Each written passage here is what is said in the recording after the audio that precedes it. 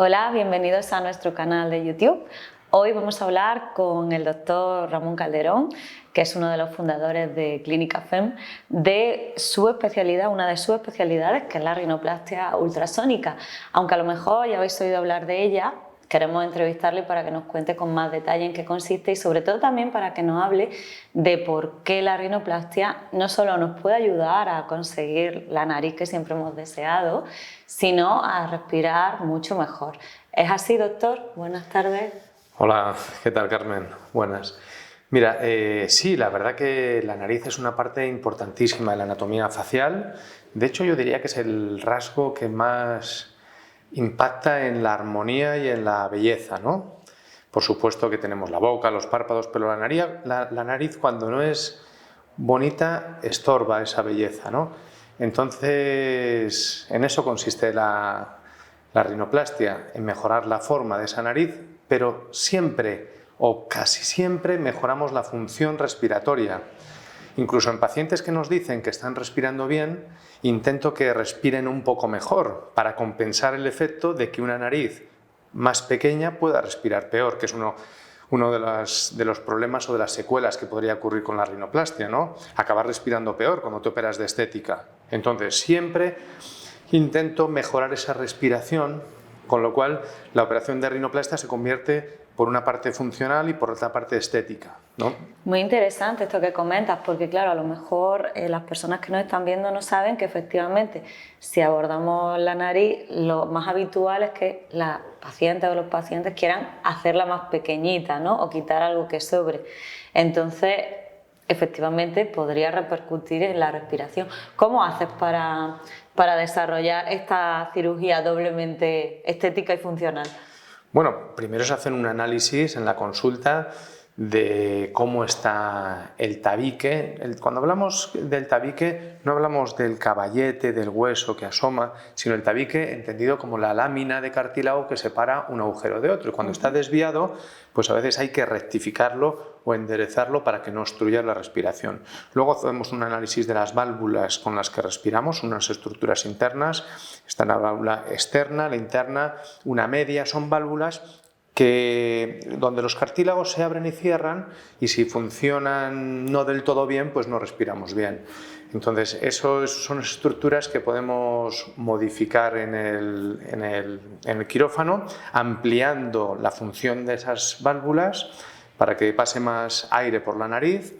Y luego están los cornetes. Los cornetes es el tercer punto en la respiración. Hemos hablado del tabique o esta lámina de cartílago, están las válvulas y el tercero son los cornetes. Los cornetes los tenemos en la parte inferior y media de los laterales de la nariz y cuando están grandes pues hay que hacerlos más pequeños porque si no obstruyen ese paso de aire. Con lo cual, después de ese análisis podemos ir a quirófano con la idea clara de qué estructuras mejorar y qué estructuras compensar cuando hacemos que la nariz sea un poquito más pequeña porque hemos quitado un caballete o porque hemos acortado una punta o la longitud de la nariz, que es lo más habitual que hacemos en rinoplastia. Además de hacerla más pequeña acortando la longitud o el caballete, también se puede trabajar la lateralidad. Quiero decir, hay personas que tienen la nariz o el tabique más desviado hacia un lado o hacia otro. ¿Eso se puede corregir, por ejemplo? Sí, muchas veces corregimos desviaciones nasales. Las desviaciones a veces son solamente de la parte de la punta, otras veces empiezan en la parte del hueso arriba. Y a veces son causadas por desviaciones del tabique, de esa lámina de cartílago cuando ha habido un traumatismo o muchas veces sin haber traumatismo previo de nacimiento, pues uno tiene la nariz torcida o el tabique torcido. Todo eso se puede enderezar. Hay que sujetar bien, afianzar bien las estructuras en la parte central o alineada para que no vuelva a ir hacia el lado donde estaba desviada la nariz. Pero vamos, la desviación nasal es una de las indicaciones que hacemos, igual que cualquier asimetría. No todo el mundo tiene la nariz o los cartílagos de la punta igual que el otro. Entonces tienes que trabajar, es una especie de moldear los cartílagos para que haya la máxima simetría y la máxima alineación en la nariz. Pues con la de cantidad de tiempo que tú llevas realizando cirugía de rinoplastia, que son muchas, no sé si te las sabes, ¿cuántas llevas más o menos? Más de Por curiosidad. Por lo menos más de 10.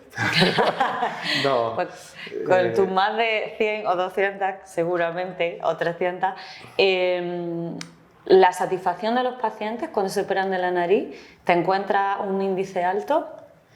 Sí, de hecho, la nariz es una de las cirugías que más índice de satisfacción da a los pacientes, porque cuando se ven al espejo después de una operación, es que no se pueden creer de qué manera repercute esa operación o esa mejoría estética en su autopercepción, ¿no? En su autoimagen, ¿no? Igual que el tema de la respiración. Los pacientes no se creen que podían respirar tan bien. Incluso pacientes que respiraban bien, cuando les mejoro la respiración en el quirófano, dicen, si es que me estoy respirando el aire de la habitación. Dice, yo no pensé que se podía operar respirar tan bien, ¿no? Qué curioso.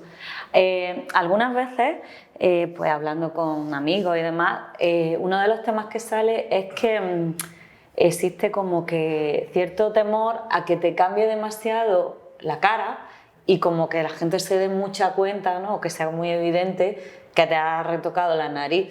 ¿Eso suele pasar? ¿Te suelen preguntar en consulta sobre esto? De lo que más, del objetivo que más persiguen los pacientes es la naturalidad. Si bien cada cirujano tiene un sello en su nariz, ¿no? Y a mí, sobre todo, me obsesiona perseguir la naturalidad en los resultados, que el paciente se vea mejor, que ciertos círculos íntimos en la familia o amigos les puedan ver que están mejor, pero que nadie pueda notar que esa nariz está operada. Entonces, eso se consigue siendo muy conservador con las estructuras, no haciendo curvas en el dorso, o pequeñas curvas muy sutiles que casi no se note que esa nariz está operada, ¿no?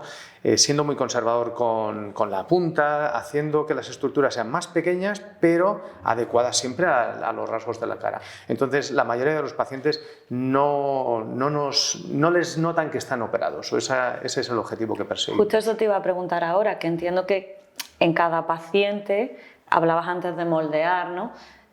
Miras también cuál es su estructura ósea para hacer el determinado cambio para que quede armónico con el resto del conjunto, ¿no? Eso es, cada paciente tiene una estatura, un tamaño de la cara, un tamaño de mandíbula. No es lo mismo operar a un hombre que a una mujer. En el hombre tienes que dejar una nariz un poquito más grande, con dorsos completamente rectos. No me gusta dejar nada de curva en el hombre.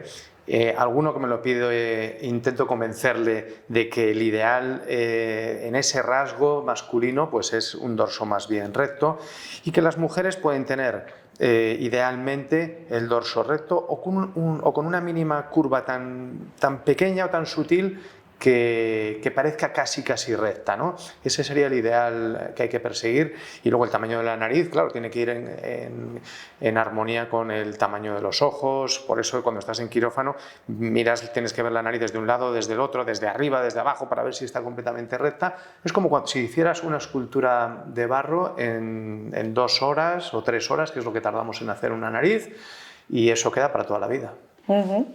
Y queda para toda la vida, pero tiene un postoperatorio que dura unos meses, ¿no? En el que se va viendo cómo va evolucionando hasta el resultado final. ¿Genera mucha impaciencia ver el resultado final?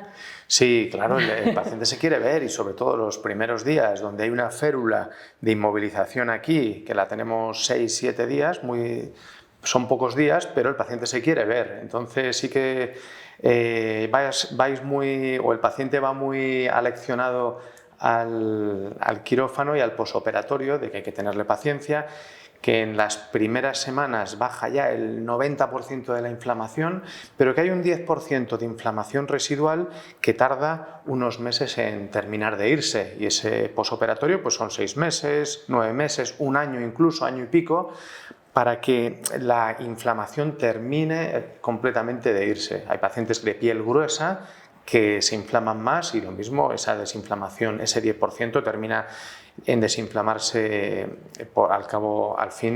al final de ese primer año, año y medio. Cuando los pacientes tienen la piel más fina se desinflaman antes, con lo cual no puedes dar una norma exacta, pero bueno, el paciente puede hacer vida al cabo de 10 días, 15 días y nadie le nota que está absolutamente operado. Pues de todas formas, según tengo entendido, a ver si no estoy equivocada, con la rinoplastia ultrasónica la inflamación que se produce es un poquito menor, ¿no? ¿Nos puedes hablar un poco de esta técnica? Sí, la rinoplastia ultrasónica es apoyarnos en la tecnología para que la técnica de rinoplastia sea un poquito menos invasiva, que tratemos el hueso, porque con la ultrasónica no tratamos las partes blandas, los cartílagos, es más útil para tratar la parte ósea, con lo cual el limado del hueso es un poquito menos traumático.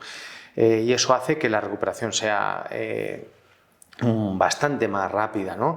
Por ejemplo, cuando empecé a operar nariz hace 20 años ya, antes me preguntabas por el número de rinoplastias. Es incalculable porque ya no solo las que haces en la residencia y te dejan y acompañas a los cirujanos que te ayudan o que te enseñan a empezar a operar, ¿no? Hace 20 años, pues imagínate, son muchísimas las rinoplastias, muchas más que el número que antes comentaste. Sí, más de 200. Bueno, más de 200 al año. Y es verdad que la rinoplastia ultrasónica, que no siempre la utilizo, porque la utilizas, es como todo, no hay que ser radicales ni fundamentalistas con ninguna técnica, hay que saber que la rinoplastia ultrasónica es un apoyo para el hueso, hay veces que lo usas y otras veces no. Igual que la rinoplastia puede ser abierta o cerrada, es decir, podemos hacer una abierta con una pequeña incisión aquí en la columela y otras veces lo hacemos todo por dentro, según el paciente, según la expectativa, según cómo están los cornetes, esas estructuras respiratorias. Con lo cual hay que saber barajar y manejar todas las técnicas y utilizar una u otra dependiendo del paciente y de cada caso. Pues la única cosa sí que me queda por preguntarte, ¿hay pacientes a las que o a los que no le has recomendado que se haga una rinoplastia? ¿Viene a consulta algún paciente que realmente no lo necesite? Es muy raro que venga alguien que no lo necesite, al cual le diga que no le voy a operar, pero sí hay pacientes que les digo que no les voy a operar. Me refería sobre todo también al tema de las modas, ¿no? Que al final, sí, con todos los filtros, las redes, etcétera, etcétera, muchas veces yo creo que las propias personas pueden generarse una necesidad que no es real, porque a lo mejor sus narices no son ni tan desproporcionadas ni tan... Claro. Incluso cuando los pacientes vienen con narices que no son tan desproporcionadas y simplemente pues tienen una nariz que no es perfecta y quieren mejorarla, bien, yo me animo a operarles porque pues si tienen un pequeño caballete o hay una pequeña asimetría, una pequeña desviación, todo eso se puede mejorar. Pero el paciente al que creo que hay que explicarle que es mejor que no se opere es el que tiene obsesión con la idea de la nariz. El que piensa que si le operas la nariz le va a cambiar la vida, su vida personal, familiar, de pareja, no. Y sobre todo no son buenos ciertos pacientes que se obsesionan. Entonces hay que ser muy realista, hay que saber que los cirujanos somos humanos, que no somos dioses, que intentamos dar lo mejor de nosotros y conseguir el objetivo del 100%, pero hay que saber que también la rinoplastia tiene un índice de retoque o de reintervención. Es decir, que no todos los pacientes que operamos van bien a la primera. Hay una estadística que es variable, pero puede ser alrededor de un 3, un 5% de todas las rinoplastias que se operan vuelven a quirófano, por cualquier asimetría, por cualquier problema respiratorio. Entonces tienes que tratar y entenderte con el paciente para explicarle que en caso de que le toque esa estadística del 3-5% y tenga que volver a quirófano pasado un año para corregir cualquier asimetría o cualquier problema o cualquier callo óseo que haya podido formarse, pues volvemos a quirófano y lo solucionamos. Entonces tienes que entenderte y tienes que ver que el paciente también es capaz de asumir esa estadística, aunque es pequeña, no es cero, ¿no? Con lo cual, la intervención. Entiendo que la confianza que se establece entre cirujano y paciente es fundamental para esta y para cualquier cirugía. Sí, para esto y para cualquier cirugía. El cirujano al final tiene que estar bien formado, tiene que saber lo que hace, pero el paciente tiene la obligación de buscar en internet y de buscar en las consultas a una persona con la cual diga: yo en esta persona confío, me pongo en sus manos, he visto sus trabajos, he charlado con él, le considero que es mi médico, mi persona de confianza, y adelante, me lanzo a que me mejore. Pues la última pregunta ahora sí. ¿Por qué te gusta tanto la rinoplastia, Ramón? Wow, me gusta porque es lo más difícil. La rinoplastia es la operación de cirugía estética más compleja, es más complicado que un lifting. He hecho un lifting hace 2 días, es más complicado que la cirugía de pecho, es más complicado que la cirugía abdominal, es un reto.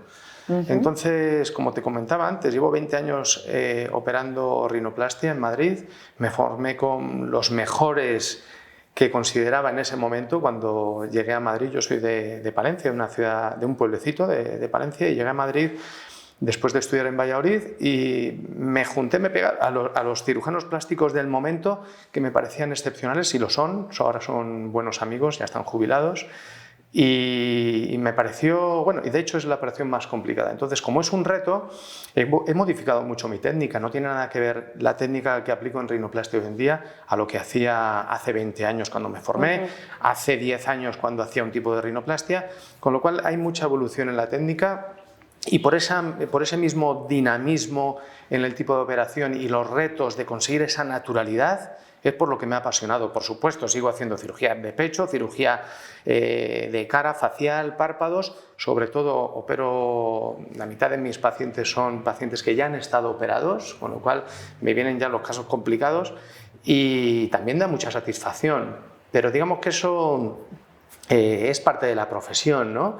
Y también el hecho de especializarse, pues también da satisfacción cuando ves que dominas las técnicas, incluso en lo más complicado. No sé, quizás es una alteración mental la que tengo, pero me apasiona y es buscar retos y cada vez más. De ahí me he metido, de cabeza. Bueno, tiene mucho sentido. Al final, la subespecialización consigue eso, ¿no? Que domines todas las técnicas en esa materia. Eso es. Pues sí. Ramón, muchísimas gracias por estos minutos, y a vosotros muchas gracias por seguirnos. Nos vemos en el próximo.